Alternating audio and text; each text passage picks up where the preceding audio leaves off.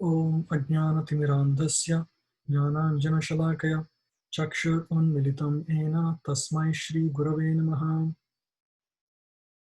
Mukam Karoti Vachalam Pangam Langaite Girim Yat Kripatam Ham Vande Shri Gurum Devatarinam. Welcome everyone.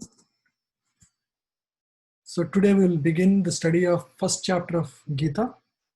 Bhagavad Gita has over 18 chapters and each chapter is titled as a yoga.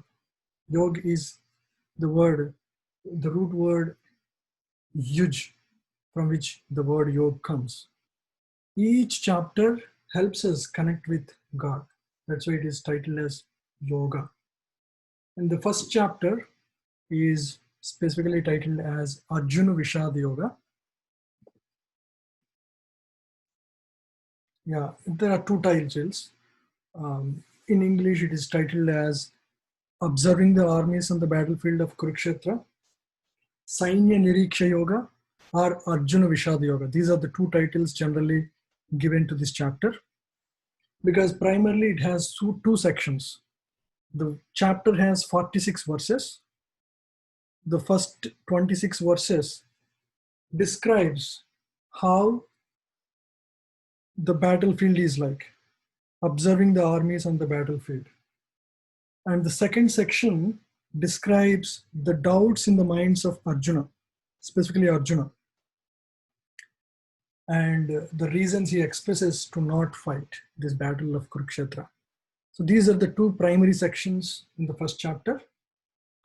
And different authors have titled the chapter differently, primarily based on one of the themes, the first theme or the second theme.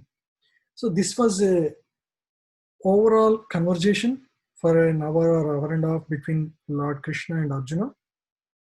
The great acharyas, for our simple understanding, have divided them in a way that we can easily grasp into these various chapters.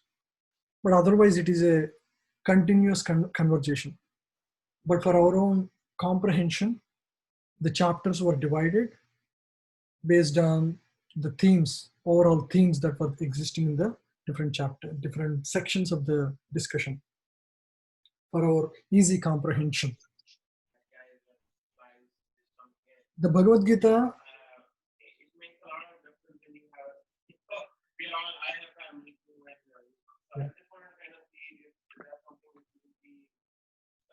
has primarily three sections. The first section is consisting of chapters 1 to 6. I will mute everyone so that. Yeah. Primarily, it has three sections. The first 6 chapters primarily deal with Karma Yoga, yoga of action, how to perform action. The middle chapters 7 to 12 refer primarily to Bhakti Yoga, how to perform devotion. And the last 6 chapters are referred to as Jnana Yoga or the Yoga of Wisdom. So these are the primary divisions of the entire Gita. And as you can observe, Bhakti is placed at the center. Generally, when you have something valuable, you keep it in the center. For example, you have some valuable at your home, you won't keep it in the front door or at the back door. You would keep it at the center. Or you take a sandwich. If you take sandwich, the essence is at the center. Similarly, Bhakti is the essence of Bhagavad Gita, and so it is carefully protected on both sides with Karma Yoga and Jnana Yoga. And we will primarily refer to Srila Prabhupada's commentary, and it is available in an online version as well in Vedaves website, vedaves.io. I will share the link to it, and it's also available in physical form. Those who want to have a physical copy to study, if you want, we can arrange for you, or you can get from online stores as well. We will refer to his commentary, and as we discussed already, Srila Prabhupada comes in a line of parampara of teachers. And first chapter has 46 verses, And today we will cover about 7 to 8 verses, which covers a particular theme. So the first verse, we will read through this. Dhritarashtra Uvacha. I will speak. If you are muted, you can also repeat with me. Otherwise, you can read with me. Dhritarashtra Uvacha Dharmakshetre Kurukshetre Samaveta Mamakah Pandavaschaiva Kimakurvata Sanjaya. So this is spoken by Dhritarashtra. The context for how Dhritarashtra was speaking in the Bhagavad Gita is that the war is happening in Kurukshetra, and it is a distant place from Hastinapur. In Hastinapur, Dhritarashtra is situated in Hastinapur along with his secretary Sanjaya. Dhritarashtra is blind. He cannot see anything, and his secretary Sanjaya, he was a disciple of Vyasadeva, and Vyasadeva gives him a special vision to see what is happening in the battlefield through his mind. So he has a mind vision to see. It's like a Doordarshan. He is able to, with the power of mind, he was blessed to see what is happening in Kurukshetra warfield by the blessing of his guru. And so he was relating what is happening to Dhritarashtra. So this verse is an inquiry from Dhritarashtra, and he is inquiring like this: Dharmakshetre Kurukshetre. In the Dharmakshetra of Kurukshetra, Samaveta Yuyutsva, all these great warriors have assembled. Mamakah Pandavaschaiva, my sons and the Pandavas were there. Kimakurvata Sanjaya. And then after assembling, what did they do desiring to fight? They're all assembled desiring to fight. But what did they do? So let's read the translation. Dhritarashtra said, O Sanjaya, after my sons and the sons of Pandu assembled in the place of pilgrimage at Kurukshetra, desiring to fight, what did they do? It is as if you have a plate of meal and somebody is asking, what do you do after plate is available? Naturally, the fight is going to happen. But he had certain doubts in the mind, and so he is inquiring like this. The first doubt, as expressed here, it's referred to Dharmakshetra, Kurukshetra. This place, Kurukshetra, is a place of Dharma. In a place of Dharma, generally the righteous will be victorious. And he knows very well his sons, the character of his sons versus the Pandus. So he was doubtful. So in this great Dharmakshetra, in this Kurukshetra, where many great things have happened in the past. So will the influence of this Dharma, land of Dharma, influence favorably Pandavas? Was his a mental doubt. He has a doubt whether this sacred place would favorably influence the Pandavas. And the other thing you can see here, Mamakaha Pandavaschaiva. He was inquiring when, so he was referring to his sons as Kurus, and he's trying to differentiate the sons of Pandu, sons of Pandu, as separate from the Kuru dynasty. My sons and the sons of Pandu, he was referring in this way, just to show that, in the Kuru dynasty, primarily Kurus means it is Kauravas, not really Pandavas, because he was under the impression that he was a king, but he was blind. He was blinded, so he could not rule really. At least he thinks that at least his sons can rule the dynasty. That was his hope. So in this way, he was inquiring from Sanjaya. After my sons and the sons of Pandu assembled in this place of pilgrimage, desiring to fight, what did they do? So these were the doubts in the mind of Dhritarashtra. He was inquiring to Sanjaya in this way. So I will not refer to, there is a purport that explains in detail what is the context of this verse and the doubts in the mind of Dhritarashtra. At leisure, you can study at home. I will refer to some purports, not everything in detail, because that will save us some time. And I will refer to the essence of the content. And at leisure, at your home, you can study the detailed understanding of this given in these purports. Yeah. So this is what we discussed so far.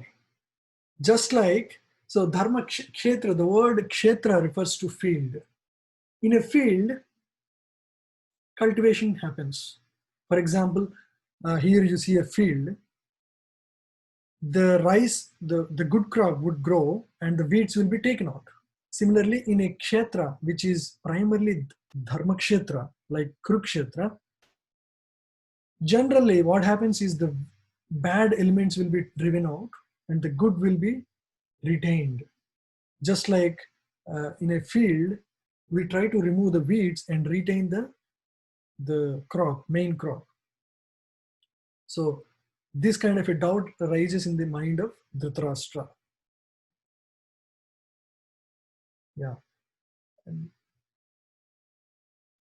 so as we discussed all these points. Now let's move on to the second verse. Now Sanjaya replies, Sanjaya uvacha drishtva tu pandavanekam yudham duryodhanastada acharyam upasangamya raja vasanam abravit.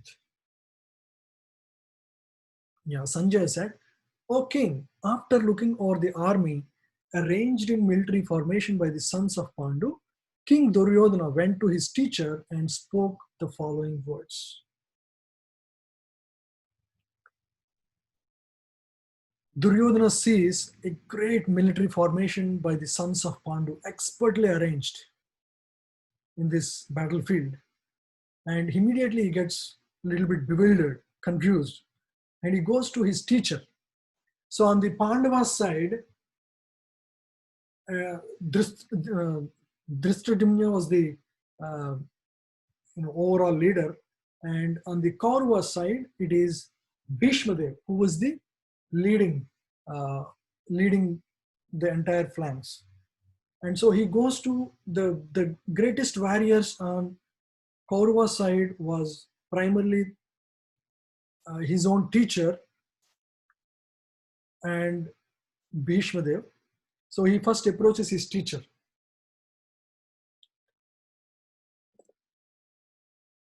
Yeah, Dronacharya. He approaches his teacher Dronacharya and he speaks.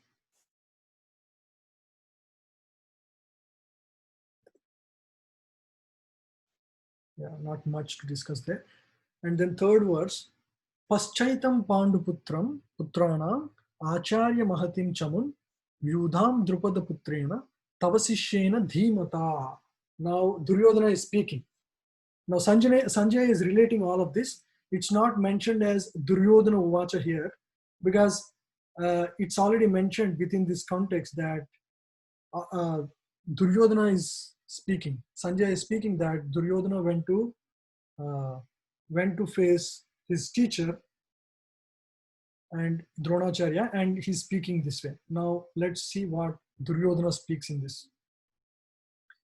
Pashaitam Panduputrana Acharya Mahatim Chamun Yudham Drupada Putrena Tavasishena Dhimata. O my teacher, behold the great army of the sons of Pandu, so expertly arranged by your intelligent disciple, the son of Drupada. So there is a very important reason why he is speaking like this to his teacher Dronacharya.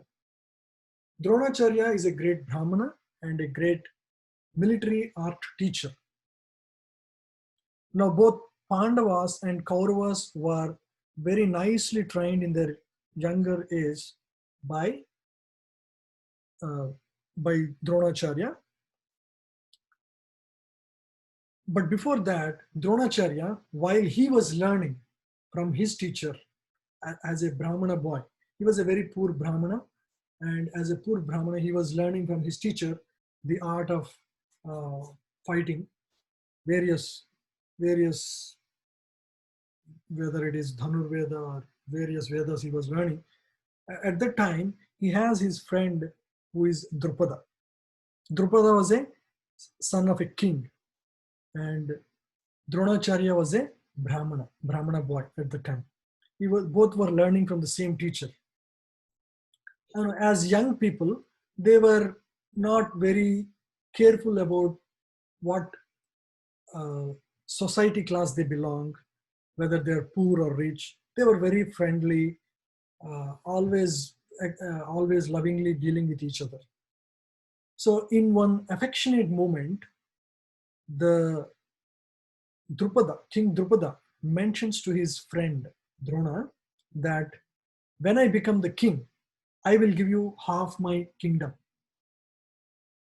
So whenever you become old enough to rule, just come to my home and I'm going to come to my kingdom and I'm going to share half my kingdom with you. That was a promise made by Drupada to Dronacharya. And Dronacharya, after the training from the teacher, he goes back to his home and he still remains a poor Brahmana. And he wouldn't even have milk. He wouldn't have money to even buy milk for his own children. So that kind of poverty was there with Dronacharya. At one point, he remembers the words of his friend in his younger age, Drupada, and he thinks, okay, let me go to my friend Drupada and ask for a cow so that I can feed my kids with milk. So with that hope, he goes to Drupada. And then he reminds about his friendship when he was when he was as a student, when they were all young people. He reminds about the promise made by Drupada. And then Drupada thinks that he forgets all of the promises that he made, and he thinks that he completely forgets his friend, and he thinks that he's trying to utilize me, and he promises, and he says that friendship is always between equals, so you cannot be my friend. And very despondent, Dronacharya returns home, but he actually takes a vow to take a revenge on Drupada. So he becomes a great trainer, and he trains Pandavas and Kauravas to fight against, great warriors. And as Guru Dakshina, Dronacharya asks both Pandavas and Kauravas, go and arrest this Drupada and bring him alive to me. That's what he thinks as a revenge for what has happened to him when he went to him and asked for just reminded him about his friendship. So this was first, the Kauravas would take the baton. They would say, okay, Guruji, we will go and fight Drupada and bring him back to you. But Drupada is a great warrior, just like Dronacharya, because they both learned from the same teacher and extremely valiant. And Drupada defeats all the Kauravas, and all the Kauravas come back embarrassed. It was a very interesting description in Mahabharata. And then Dronacharya looks at Pandavas. Pandavas, Arjuna, led by Arjuna, they were very valiant, as we know. They go and fight Drupada and arrest him and bring to his teacher, Dronacharya. And Dronacharya now goes to Panchala, the kingdom of Drupada, and takes over half the kingdom and leaves the half to his friend. He wouldn't be like taking over everything. And that's how this whole story. And the interesting part is next, Drupada takes a vow to kill Dronacharya. And he performs a great yajna. Out of the yajna, and the whole yajna is meant to bring, somehow empower himself to kill Dronacharya. He knows Dronacharya is very powerful warrior as well. And so he doesn't want to face him directly. So he wanted to perform this yajna, and through the results of the yajna, want to fight out Dronacharya. And so he performs this yajna, and through the yajna were born to, through the, in that yajna were emerge two people. One is Drishtadyumna and Draupadi. Drishtadyumna was, he is born as a young man, ready to fight. He is the person designated to fight and kill. He's born, the whole purpose of his birth is to kill Dronacharya. Look at Drupada. He would send Drishtadyumna to learn the art of military from Dronacharya.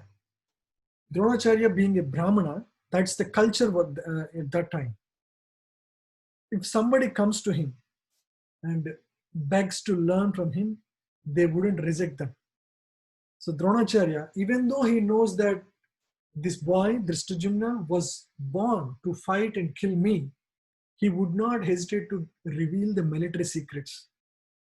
That was the quality, broad-mindedness of Brahmanas at that age. So he would teach every detail of Dhanurveda and make Drishtadyumna the best expert. Such an expert that he is now the leader of the entire flanks of Pandavas. Entire Pandavas would make him the leader. So that was the historical context. Now Duryodhana is in this context intelligently. He speaks so intelligently just to incite Dronacharya, because Dronacharya has a soft corner for Pandavas because they were his best students. So he wants to make sure he has some doubt on Bhishma and Dronacharya because they both know very well how righteous were Pandavas. And so he doesn't want these two great warriors to be somewhat soft-hearted or soft-cornered for Pandavas and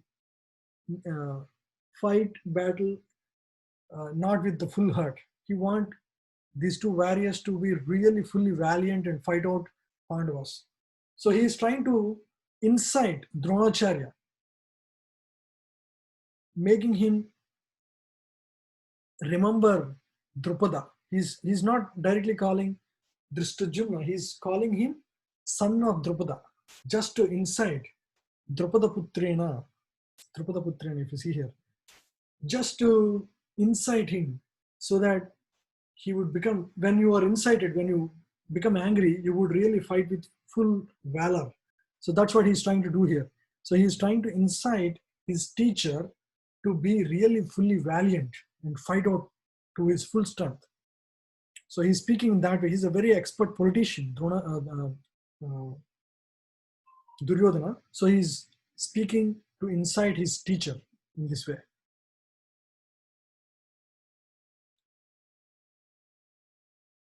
Now next verse, 4th. Atra shura maheswasa bhimarjuna samayudhi yudhano viratascha drupadascha maharata. Here in the army are many heroic bowmen, equal in fighting to Bhima and Arjuna. Great fighters like Yudhana, Virata and Drupada. He was again trying to mention the name of Drupada, just to again incite his Guru Dronacharya. But he was primarily concerned about, he has certain fears. There are these great warriors, especially Bhima, he is very afraid. Duryodhana was very afraid of Bhima. If he were to die, it must be in the hands of Bhima. That's what he knows very well. And Bhima is Acroneus. He would he would he was so mad at Duryodhana for all the things that he had done. He tried to poison him as a child, and then he tried to kill him through Lag House. In so many ways, Duryodhana had tried to kill Pandavas. Especially, he was very much envious of Bhima, because Bhima would beat him up many times. So there was a natural rivalry between Bhima and Duryodhana. So he would first remember, even though Arjuna was a more valiant warrior, he would first remember Bhima, because that's what is in his mind in terms of fear. So he is trying to remember the greatest warriors in the opposition, because when you are on a war, you need to calculate the strength of the opponents, and you have to make your battle plan accordingly. So he's here Duryodhana is trying to count the biggest warriors on his opponents in the opponent party. So he's mainly afraid of Bhima. So he mentions about Bhima and Arjuna. Arjuna is the most powerful warrior in the entire battlefield, next only to Bhishma. So he's really afraid of him. And over the last few years, when they were in Ajnatavasa, Arjuna was empowered by various demigods. He was empowered by Lord Shiva, and he was empowered by Agnidev, and he gets a wonderful chariot in that process.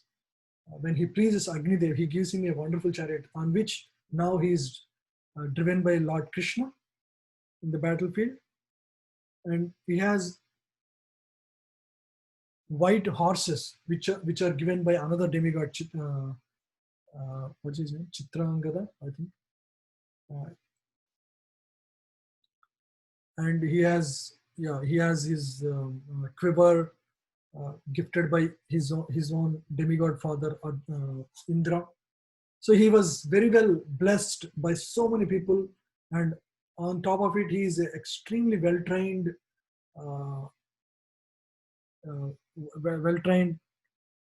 fighter. So he was really afraid of these two Pandavas. And then he also counts another fighters, great fighters like Yudhana, Virata, and Drupada. Drupada was also extremely valiant fighter on the side of Pandavas. Virata and Yudhana also. So he was just looking at all these great warriors on the opposition side.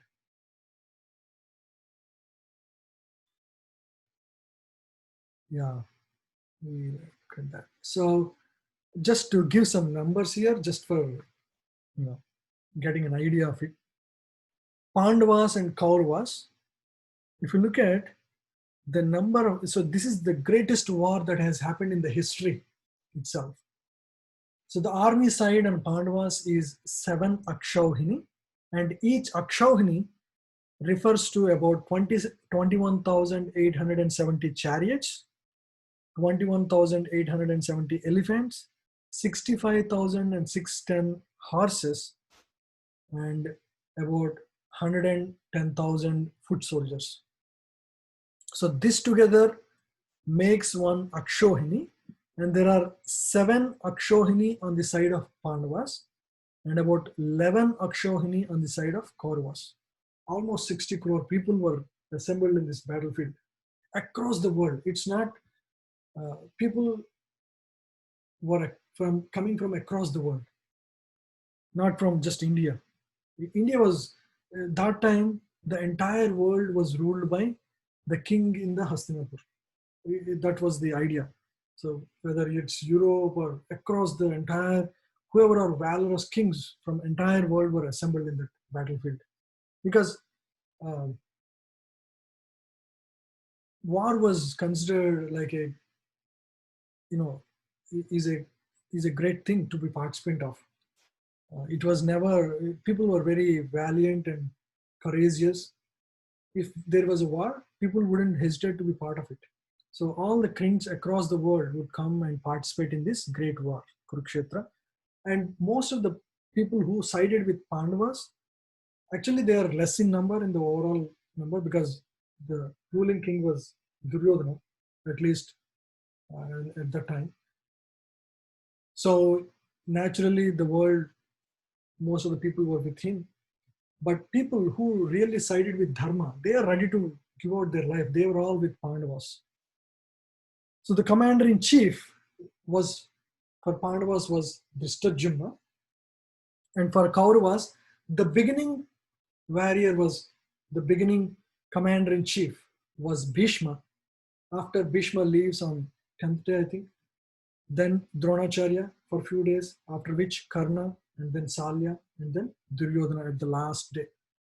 So these were the various, but on Pandava side, Drishtadyumna is the only guy who would lead till the end of the 18th day in the entire war. And the Maharathis, the greatest warriors, who can fight out, actually it is wrong, about 7.2 lakh warriors by single hand is Arjuna, primarily on Pandava side. And on Kaurava side, there are multiple warriors of the same caliber. Primarily, it is Bhishma and Drona. And of course, Karna is also considered in the category, but some people disagree. But overall, Duryodhana is not, this is a little wrong here. I don't think Duryodhana was of same caliber as this. Yeah.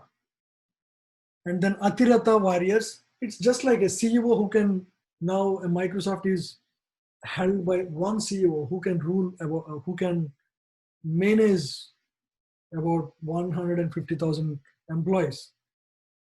I mean, that's his capacity. Similarly, Maharathis are people, are great warriors who can fight out single-handedly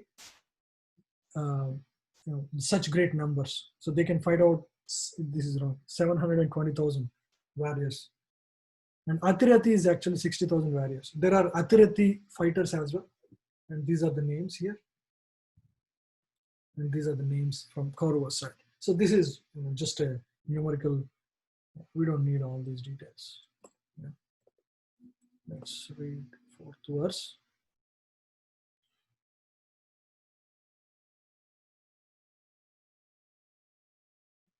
We read this. So Duryodhana was expressing his fears in this battlefield of Kurukshetra. Next verse, 5th. Drishtaketusche Chekitana Kasirajascha Viryavan Purojit Kunti Bodhascha Saibhyascha Narapungava. There are also great, heroic, powerful fighters like Drishtaketu, Chekitana, Kasiraja, Purujit, Kuntibhoja, and Saibhya. So these are all kings who have sided with Pandavas. He was just, because as the primary warrior or primary stakeholder on the side of Kurus, he was looking at the key fighters from on the Pandavas side. So these are all the kings that were sided with Pandavas.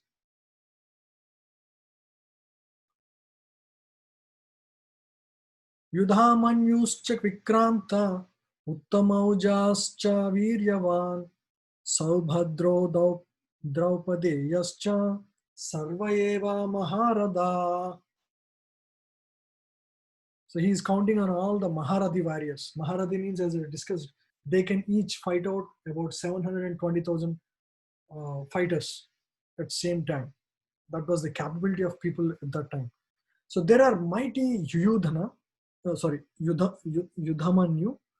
the very powerful Uttamauja, the son of Subhadra. Who is it? Abhimanyu.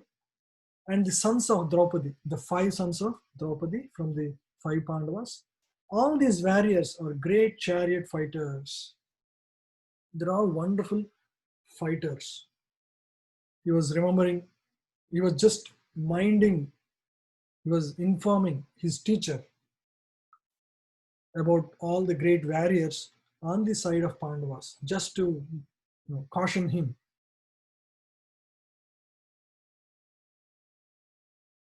Asmakam tu vishishtaye tam nibodha dvijottama nayaka mama sainyasya samyardham tan bravimite. But for your information, O best of the Brahmanas, Dronacharya, let me tell you about the captains who are especially qualified to lead my military force. So he doesn't want to continue speaking about the opponents because he was expressing out of his own fears. He wants to again remind of the great warriors on his own side, so that he will the Dronacharya would feel the strength of their own party. So he now speaks about the great warriors on his side. Bhavan Bhishmascha Karnascha Kripascha Samitim Jaya Aswadhama Vikarnascha Saumadattis Tathaivacha. So these are the great warriors on Kaurava's side. There are great personalities like you, Bhishma, Karna, Kripa, Aswadhama, Vikarna, and the son of Somadatta called Bhurishrava, who are always victorious in battle. So these are the greatest warriors on the side of Kurus.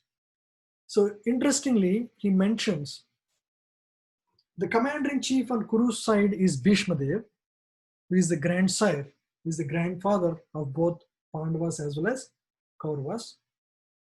He mentions Dronacharya as the first person here. And then he mentions Bhishma. Even though Bhishma is considered a greater warrior than Dronacharya, this is a very interesting point why he mentions Dronacharya as the first person here, as the greatest person on their side. The reason is that the Acharyas say that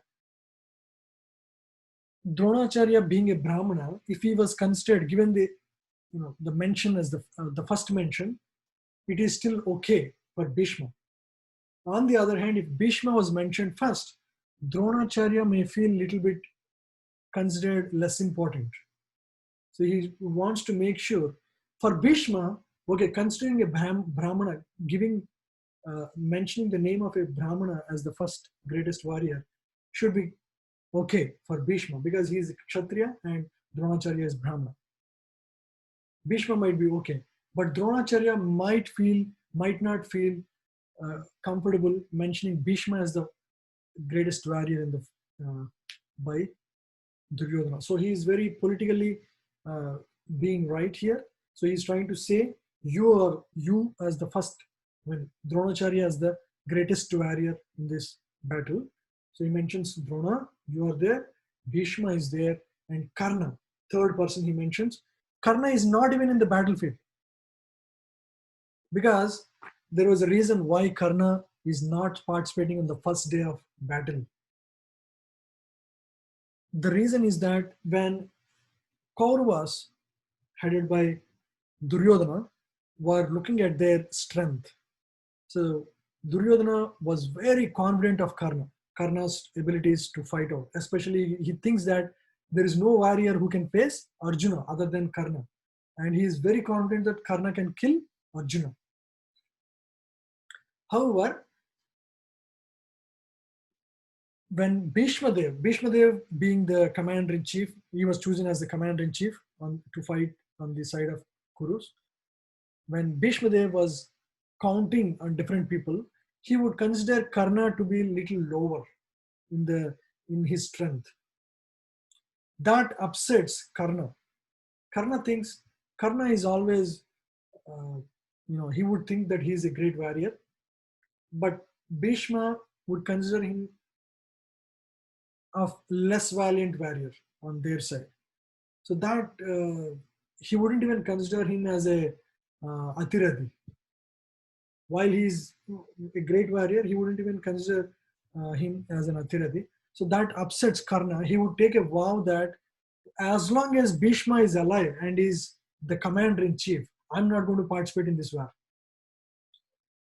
Why? He thinks that, anyway, if I fight and this old man, he gets all the credit and if the battle is won, I wouldn't get any credit anyway, so why should I fight? So he's always a little bit selfish-minded there in that sense. So he wouldn't participate on the first day of fight. But Karna was prominently present in the mind of Duryodhana, because Duryodhana, even though Karna is not physically present there, he was always confident and very, very confident that Karna would give his, he would fight his best in this war and bring him the victory, and he can defeat Arjuna. So that was his confidence. So even though he's not in the battlefield, he is very much in the mind of Duryodhana. And then Krupacharya is a relative of Dronacharya. Ashwadhama is the son of Dronacharya. Vikarna, interestingly, Vikarna is mentioned. Vikarna is a brother of Duryodhana. And he is not a great warrior.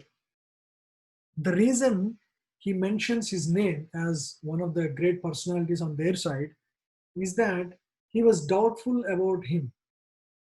He is the only Kaurava who would speak against Draupadi's disrobing in the assembly. When Draupadi was disrobed in that game of dice, the only person who speaks against Duryodhana is Vikarna. He says this is completely absurd. You should not take wife of your own brother and insult her in this way. So he was the only one sided with Pandavas, at least in words. He wouldn't do anything there, but at least he sides in his words. So he was a little bit doubtful about his commitment to fight on the side of Kauravas. So he would mention his name so that he would feel encouraged and he would be giving his best in this effort. So he is trying to mention his name so that he feels encouraged to fight in this game. And then son of Somadatta called Bhurishrava is also part of this. He's a great warrior again.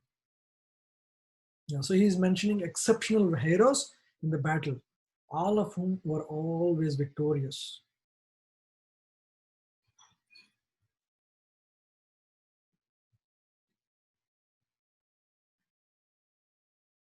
Anye cha bahava sura madardhe chakta jivita nana sastra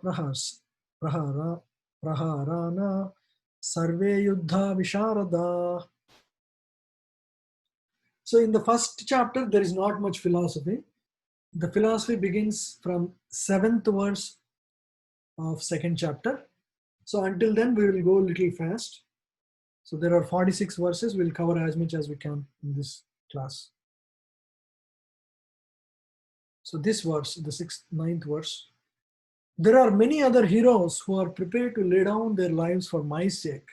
All of them are well equipped with different kinds of weapons and are all experienced in military science.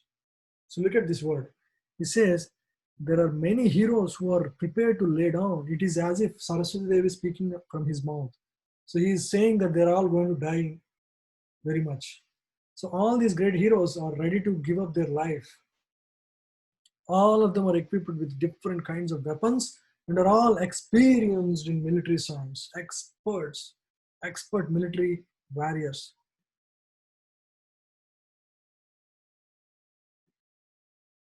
Yeah. As far as others are concerned, like Jayadratha, Kritavarma, Salya, all are determined to lay down their lives for Duryodhana's sake. In other words, it is already concluded that all of them would die in the battle of Kurukshetra for joining the party of sinful Duryodhana. Duryodhana was, of course, confident of his victory on account of the above-mentioned combined strength of his friends. He thinks that he can still be victorious in this battle. So before the war begins, both Pandavas and Kauravas would go about the world to recruit people into their group.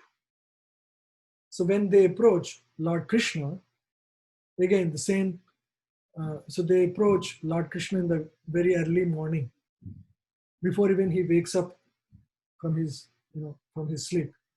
So both of them go, and they, both Duryodhana and Arjuna on the side of Pandavas go there to actually request Krishna to be on their side. And Krishna wakes up and he sees first, Duryodhana would be on the side of the head. Arjuna, being his friend and his devotee, he would be at the side of his feet. As soon as Lord Krishna wakes up, you would first see Arjuna. And then both of them request Lord Krishna to be on their side. And Lord Krishna, being relative to both, he says, I would not want to participate actively in the fight, but I give you two choices. One is that I have my 100,000 Vishnuduta warriors. You can take either my 100,000 warriors, or I would come and be a non-participant in the war. You can pick one of them, either the warriors or me. And then he gives Arjuna the choice first because he is the younger one. Both are good choices at least that's what appeared at the time for both. And Arjuna unhesitatingly just picks Krishna without a second thought. He wouldn't even worry about having the 100,000 warriors of Krishna. Duryodhana was very happy because he thinks that what is the point of having Krishna when he doesn't fight? And he says, oh, what to do? I don't have much choice. I'll take the 100,000 warriors, and takes them. So that's what happens before the war happens. And Lord Krishna is on the side of Pandavas, and he chooses to become the chariot driver for Arjuna. That was the great mystery of Lord Krishna. Mystery because it's like the billionaire, a great billionaire is there. He becomes the chauffeur for his own driver. Can you imagine?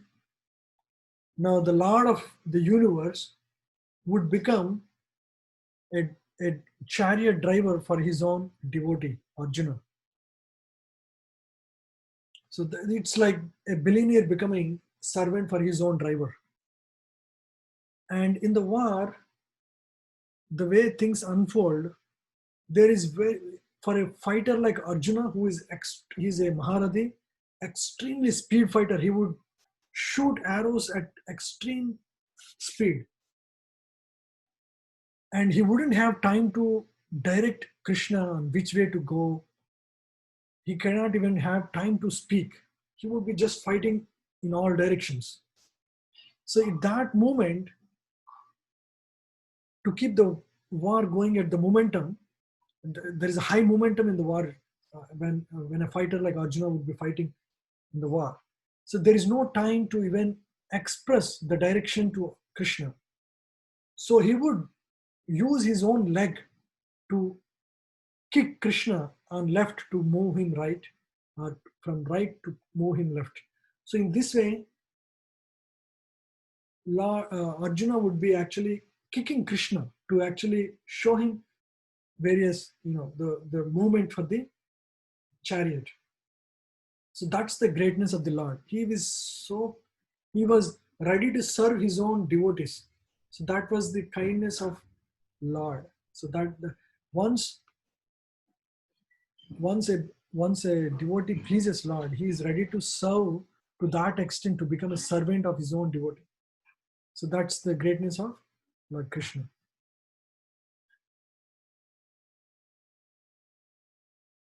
Yeah. 10th verse.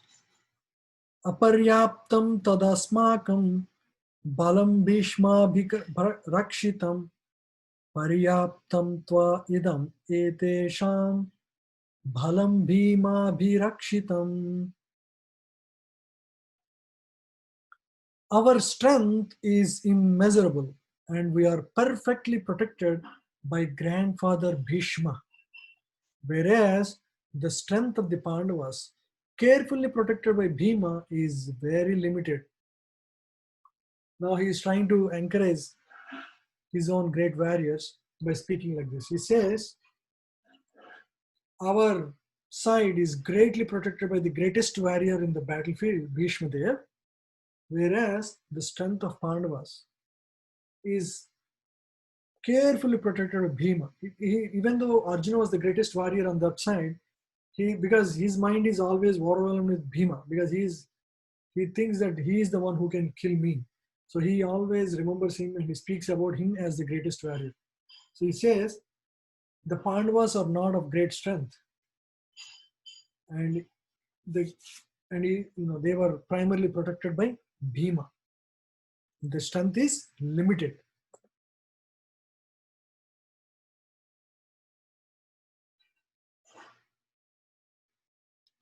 So there is a interesting word here. The word aparyaptam, it has two meanings actually. It has the one meaning is immeasurable, and the other meaning is actually very limited. The just exact opposite meaning also comes for this word. So the one meaning is immeasurable, the other meaning is very limited. So because he is now speaking to Dronacharya, his teacher, he is saying in one way, each of them take different meanings. Now he is speaking, while Duryodhana was speaking, because he is the main person in the Kuru side, all the great warriors on Kuru side were actually listening to him. Now he is directly addressing Dronacharya, but on the side also is present Bhishma Dev and other Kaurava warriors, and then other outside warriors who joined Kauravas. So just to make sure, not just Drona, now he tried to incite Dronacharya by speaking about teaching. See, you only thought the son of Drupada, because of you now he is leading the other party. He incited Dronacharya. Now he wants to make sure everybody on their side were fully fighting to their full strength. Now he's encouraging about their own strength. He's now primarily speaking to Dronacharya and saying that on our side, he's saying our strength is immeasurable, protected by Bhishma Dev. That's what Bhishma understood. But on the other side, this word aparyaptam also means very limited. Dronacharya understood that even though great Bhishma is there, it is, he's an old man, how much he can fight. So he's saying our strength is limited because we are only protected by Bhishma. And because you are there, Dronacharya, our strength is unlimited. So he's, politically speaking in a way so that everybody on their side is very much encouraged.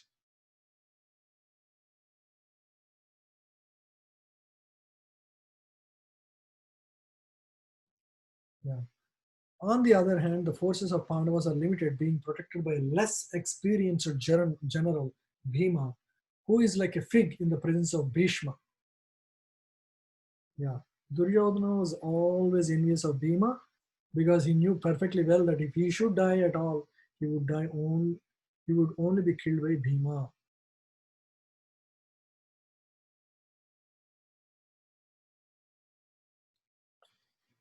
अयनेषु च सर्वेषु यथा भागम् अवस्थिता भीष्मम् एवाभिरक्षन्तु भवन्तः सर्व एव हि.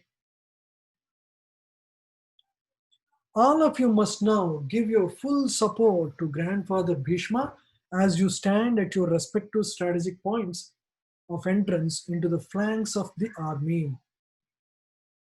Now he is primarily speaking to Dronacharya, and then Bhishma Dev was also extolled in this discussion. He wants to make sure everybody on his party were all encouraged to give their best. So he is speaking, all of you. Bhishma is an old person, how much he can fight. You're all part of this great war, and you should give your best in this war. So he's trying to speak in that way.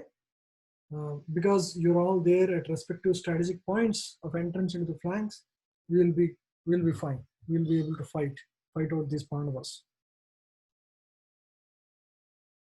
Duryodhana, after praising the prowess of Bhishma, further considered that others might think that they had been considered less important.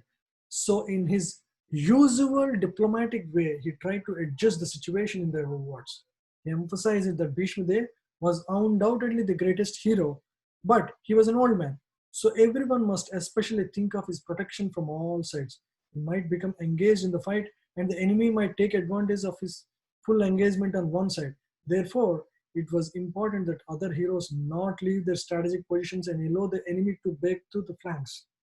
Duryodhana clearly felt that the victory of the Kurus depended on the presence of the Bhishma Dev, but he was confident of the support of Bhishma Dev and Dronacharya in the battle because he very well knew that they did not even speak a word when Arjuna's wife Draupadi, in her helpless condition, had appealed to them for justice, while she was being forced to appear naked in the presence of all the great generals in the assembly. Although he knew that the two generals had some sort of affection for the Pandavas, he hoped that these generals would now completely give it up as they had done during the gambling performances. So this was his hope, Duryodhana's hope, that they would give their best again in this war.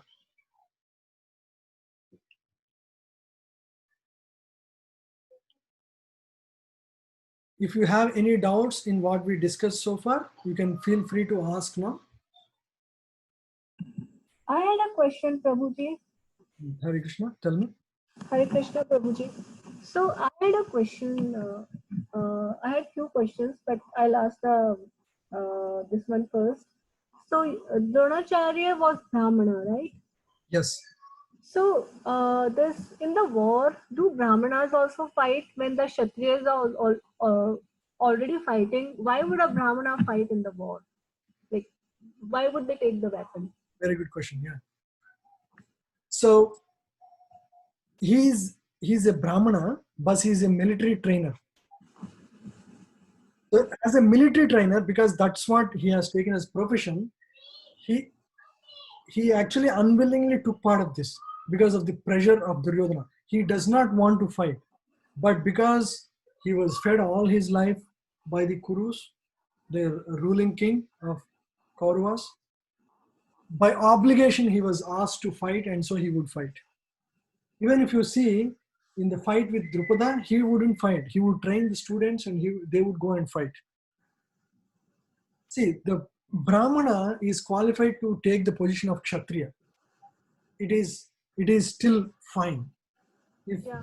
that's what if you see in the history of Bharatvarsh, in the great history of Bharatvarsh, sometimes the great Brahmanas have taken the position of Kshatriya because a Kshatriya cannot easily become a Brahmana. Even that there are stories where there are histories where that thing has happened, like Vishwamitra and all.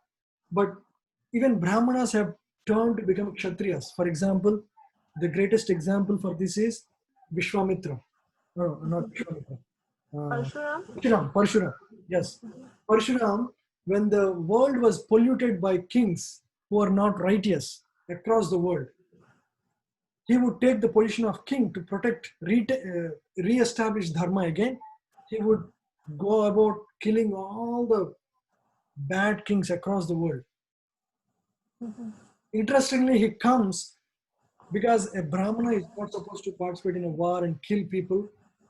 He would come to Kurukshetra to actually again perform, to purify himself of the acts of killing Kshatriyas. So that's why Kurukshetra is a place of dharma, where in the past many people have done great sacrifices, and so that was the one of the main fear of Dhritarashtra, that the influence of this dharmic land, Kurukshetra, would, because a place of dharma generally supports people who follow dharma, and he knows very well Pandavas were righteous people, and he would not want the influence of the land to side with Pandavas. Yeah, I hope it clarifies. Any other? Yes, Prabhuji. I have a couple of more questions. If no one else has any questions, I can go ahead and ask them. Yes, you can. Yeah, if anybody has any other question, we can discuss. Otherwise, So my next question is, uh, everybody knew that Karna was the son of Kunti, right? Bhishma Pitama knew that Karna was son of Kunti. Krishna Bhagwan knew that Karna was son of Kunti, yeah, except except the Pandavas and maybe Kauravas. Everybody knew that he's the son of Kunti, right? Then why didn't Krishna told Karna that he is the son of Kunti, or Bhishma Pitama himself, instead of insulting Karna at every opportunity, he used to insult Karna that you are a Sutaputra. Why didn't he tell him that you are a son of Kunti? That war wouldn't have happened. Maybe. no, actually, yeah, there is a historical background for this. It takes a little bit of time to narrate the entire thing. Even though Karna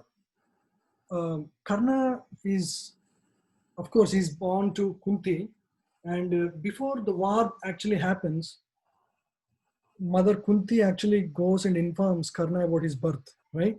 So at Yes. that time, if he was very righteous, he would have actually joined Pandavas, but he was attached to Duryodhana. Even though he knows Duryodhana was not righteous, he had done so many things against Pandavas. He he would not side with Pandavas because of his one thing that Duryodhana had done to him. So in the Swayamvar of Draupadi, where where Karna was one of the participants. At the time, Draupadi wouldn't know that he's related to Pandavas as a Kshatriya by birth and all. So she just puts a condition that uh, no person who is not a is a Kshatriya can participate in this. But however, Duryodhana tries to side with him and makes him like a king and gives him a kingdom. So because of that little help that Duryodhana had done, little favor that he had done, treating him like a king, he becomes attached to him. Just because you are favored by a person, you should not side with adharmic side. So that was the biggest mistake of Karna. And he had done this repeatedly. He would and then when Bhishma, this is the weakness of Karna, he knows very well, and Bhishma insults him because of his weakness. He would put him down, and that makes him. He's always self-conscious. He's, of course, he has many good qualities, but he's always self-conscious of his identity as being the greatest warrior. That just because Bhishma had reduced his value in the assembly, he would think as long as this guy Bhishma is there, I wouldn't fight. That's not a good, again, he was considering if I were to participate in the war, I should get all the credit. Yeah, there are multiple considerations in which he didn't act in a very dharmic way. He was not considered extremely righteous for all these reasons. You should not take insult as the reason for to side with dharmic side. Yeah, so these are all the various reasons. We can go in depth, but at a superficial level, these are the reasons that. And then when Kunti goes and informs about this, he says, as long as I'm alive, you should have either Arjuna or me as sons. Kunti says, if the war is won, you will be the king because you are the eldest of all. You be, and it's interestingly, the whole war was, the reason for the war was that Pandavas were Kshatriyas. They just want to rule even a small village. In those days, the eldest would become the emperor, but all these other brothers, they would also get a chance to rule because Kshatriya means he should rule. That is the natural tendency, natural makeup of the Kshatriya spirit, and they will be given big countries or villages or something, and they are ready to rule even small villages, Pandavas. And Lord Krishna himself goes on a peace mission to actually plead with Duryodhana, at least give them these small villages and they wouldn't even mind fighting. You are now treating them, even though they're your brothers, you are treating them like untouchables. And Duryodhana would say, I wouldn't give in land enough to move head of a needle, the thread, that would that would fit the head of a needle. Yes. And then at that time, actually, Lord Krishna, and then he does very bad things at the time. He would say, he would arrest his people to, he would call out his people to arrest Krishna at the time, who comes as a peace messenger. And all these people, especially Karna, they're all there. They wouldn't object Duryodhana's nefarious actions. They wouldn't object when Draupadi was disrobed. So there are many things that were wrong on the side of Karna. And at that time, again, during Draupadi's disrobing, Karna would also take pleasure in this whole drama that unfolded at the time.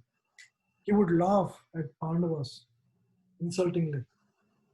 All because he was insulted at one point by Draupadi, right? So in many ways, he wouldn't side with righteousness. So that was the reason. Okay. Okay, Prabhuji. Okay. So, my one more question. How Krishna was related to Kauravas? I know that he was related to Pandavas because Kunti was his Bua. But how was he related to Kauravas? Yeah, Kunti's relation, right? Yeah, so that is part, right? But he was not related to Kauravas. No, not directly related, but they're part of the greater. Okay. That's how it is. They're not Okay. direct relation. Yeah. Okay, Prabhuji. Okay, thank you, Prabhuji. So any other questions? Anybody else? So these discussions are supposed to be interactive. That way, everybody becomes part of this entire discussion journey. And if you have any questions, no question is considered easy or simple. You can feel free to express yourself, ask questions. That's the whole purpose of this discussions. Prabhuji, this is Dinesh. I just have one question, if it's okay. Yes, Prabhuji. So, and again, we can cover this later also if it makes sense. But I was wondering, since after Krishna explained Gita to Arjun, and also explained the concept that a soul never dies and it just changes the body. Arjuna, after knowing this knowledge, also grieved inconsolably when his son Abhimanyu died. That doesn't make sense, because he should have understood that it was just a change in the body. So why did he grieve so much, and then even took a vow to kill Jayadratha the next day, which actually put the whole war at risk? So that part I just could not relate very well. Yeah, we will cover this in the future chapters, but let me give you a brief idea. It does not mean that as soon as we understand that we are not this body, we are soul, we completely ignore relationships. Still, Abhimanyu is his son in relation. So the knowledge that we are not this body, we are soul, should not take away our emotions completely. We understand this journey will continue.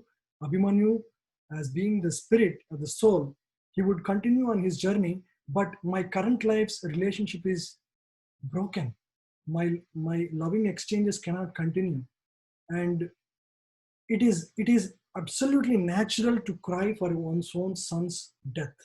Its emotions are to be purified. Emotions should not be off-guarded. Emotions should not be taken away from ourself.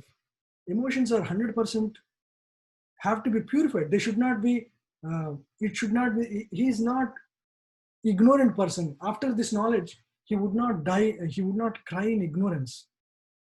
Ignorance means, I don't know what has happened to this person. He is gone, he's no more there. No, he very well knows that Abhimanyu is continuing his journey, but my relationship with him is cut off in this life. So if somebody's parents die, it is 100% natural to cry, and you should cry, because it's an expression of love for what they have done to you. Emotion should not be given up. Emotion should be purified with the right understanding. So that's what Bhakti teaches. There are various philosophies. Bhakti would not take away one's emotions. In fact, it should make you more emotional, in the sense that we when the world is suffering with corona, you should see what you can do to help in this world, to uplift the people.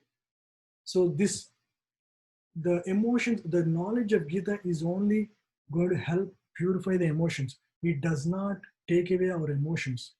You understand? So he is not lamenting, he is grieving.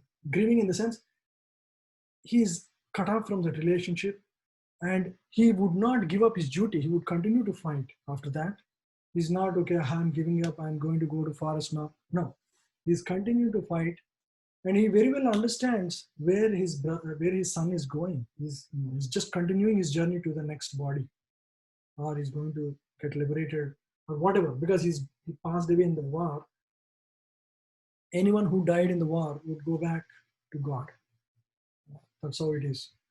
So yeah, so he's lamenting for the loss of loving relationship with his son. And it is absolutely correct to have emotions. We should not leave our emotions. We should only purify our emotions. We should have the right understanding behind the emotions. I hope that clarifies. It does. Thank you. Hare Krishna. We'll move on. Hare Krishna Prabhuji, this is Aranya. To one question. So in this purport, it's mentioned, right, how Dronacharya and Bhishma Dev did not speak a word when Draupadi was being disrobed. They are very dharmic people, but they stood on the wrong side of battle, one. And two, they did not say anything when such atrocities were happening. Why though? Very good question. Thank you, Aranya. Mataji. So there are different people taking different roles. In fact, Bhishma is the greatest devotee of Krishna. He knew very well the position of Krishna, but he was playing a role in this war. In this entire Mahabharata, he was playing the role to teach the world, even if you are the greatest warrior, even if you are the greatest fighter, if you are on the wrong side, you will be killed. If you are on the opposite side of Lord, you will be decimated. You won't exist. Just to prove that lesson, Bhishma Dev was actually on the side of Kauravas. That's what great acharyas teach.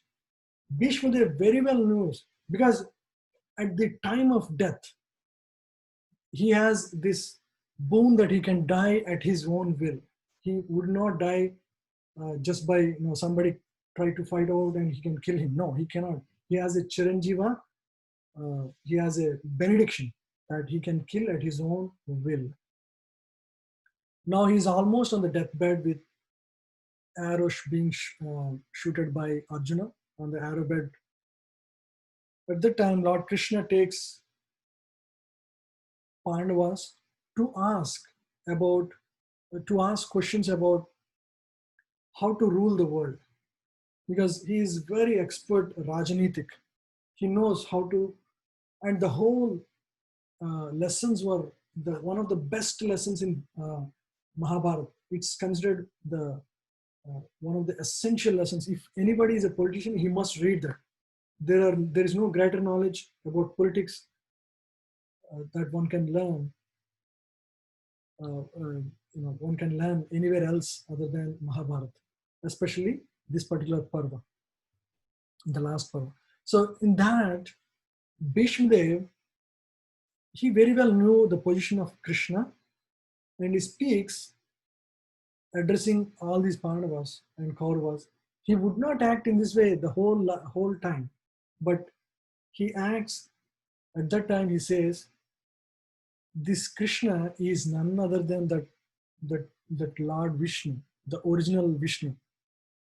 He is among us, bewildering. He's roaming around like one of us, but he's not like one of us. He is the greatest Lord. So surrendering to his lotus feet is the only way out. There is nothing greater than surrendering oneself to his lotus feet. There was a great description about his prayers to Lord Krishna at that time. So he very well knew his position, why he was situated in that way. He was only teaching this particular lesson that if you are on the wrong side, no matter how great warrior you are, he's the greatest warrior on the battlefield right now. But if you are on the wrong side, you will be decimated. That's what he wants. Through his life, he's teaching. There are many things like that. And he would, anyway, so there is a philosophy that would come later that would explain those concepts. I don't want to jump the guns now. But yeah, so that was the reason for his existence on the side of Kauravas. Yeah, again, the other mistake as considered by to incite Arjuna to fight against Bhishma without any mercy, Lord Krishna reminds him about how Bhishma Deva would not do anything during the war, during the Draupadi's Vastrabharan, during the disrobing of Draupadi. Bhishma Dev at that time would stay silent. He would break glass with his hands, but he wouldn't do anything. He would say, should I be on the side of the king because I have been eating the king's food all these days? Because he has taken a vow to support the ruling king of ruling king at the time.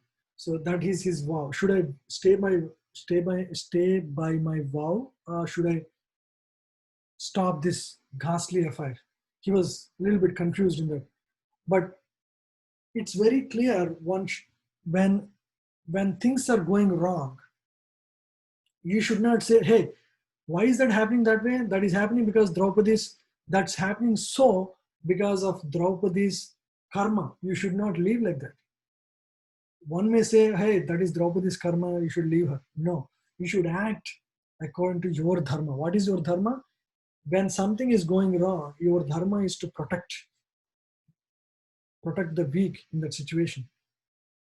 He didn't act in that way. So that was one of the reasons that Krishna tells Arjuna, don't think that he's your grandfather, just fight out. He has stayed silent during this disrobing. See, this is all a big drama happening, especially between a great devotee like Bhishma Dev. He is the only person of that nature in that whole side. He was, with his life, he is teaching certain lessons for the entire world. Even though Krishna knows very well he is the greatest devotee, but still he speaks like that. That's the interesting part. But anyway, because he has to incite Arjuna on his side. Yeah, we can. This is Mahabharata is a great life lesson. It's not like there is a life is not like a white and black. A lot of gray areas. Real life situations are very, very filled with a lot of complexities. Isn't it? What is right is very difficult to determine. And Mahabharata, through its complex situations, teaches us how to see the right in a very complex gamut of things. That's why Mahabharata is a greatest read.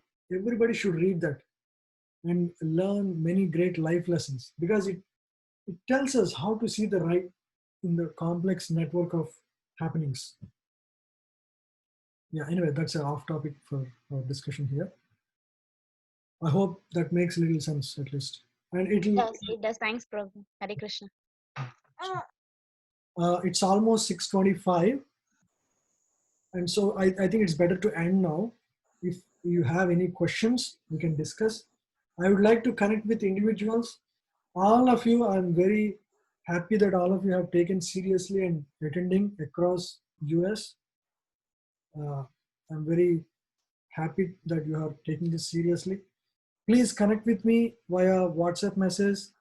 If not in the daytime, I can reply in the after office hours, in the evenings, anytime.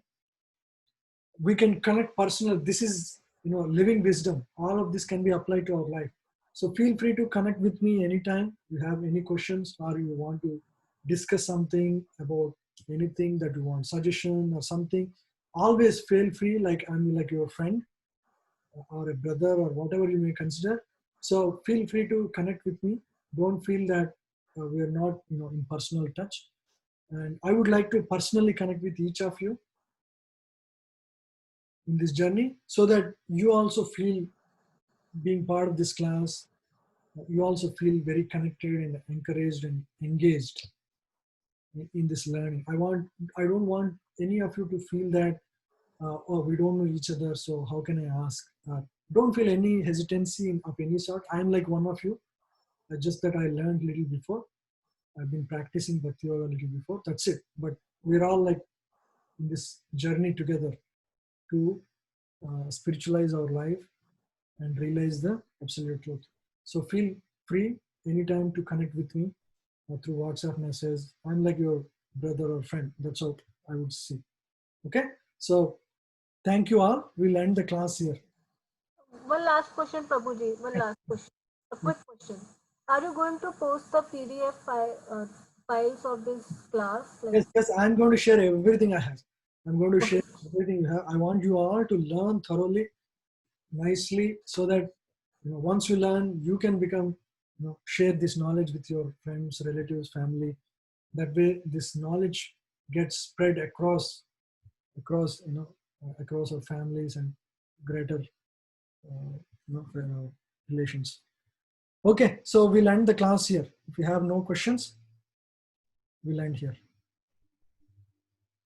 Thank you all. Thank you, Prabhuji. Yeah, Hare Krishna. Hare Krishna. Hare Krishna. Thank you all. Hare Krishna, Prabhuji. Thank you. Ajay, thank you.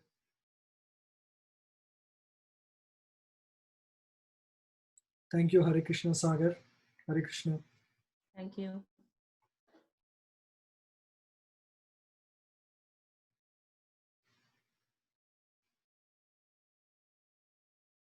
Hare Krishna. Thank you, Ganesh.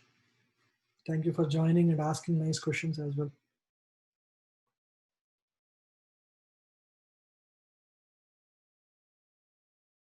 Okay, so I'll end recording and stop sharing.